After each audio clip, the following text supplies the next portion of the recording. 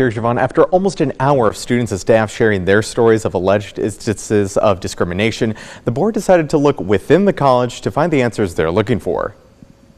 I never wore my natural hair just for the simple fact that I was scared it'd just be one more thing that would be brought up in conversation behind my back, being the only staff member who was a black woman in student services at the time. Staff member Tiffany Thomas shares her complaint about facing racism in the office as she joined the ranks of students who since August have brought up their own concerns about sexual harassment and racism at Jackson College. The list of complaints rang alarm bells for Board of Trustee Vice Chairperson Sheila Patterson and Trustee Sam Barnes, who tonight called for an outside investigation into the complaints.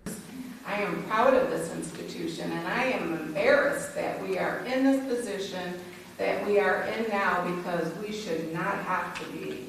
However, the board went a different direction and voted to have President Daniel Phelan create a report next month to bring together all of the complaints. Board of Trustee Chairperson John Christ agrees that this is the right move. Christ says the college needs to follow a process before bringing in a third-party investigator. He says he acknowledges that there are issues within college, but wants to see a report done first. I think we have to take things in methodical order.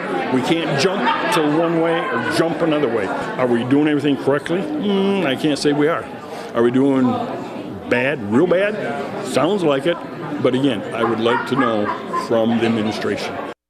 Now, President Phelan will have less than a month to collect and review the complaints made during the last 3 Board of Trustee meetings and bring the report to the board on October 16th. Back to you.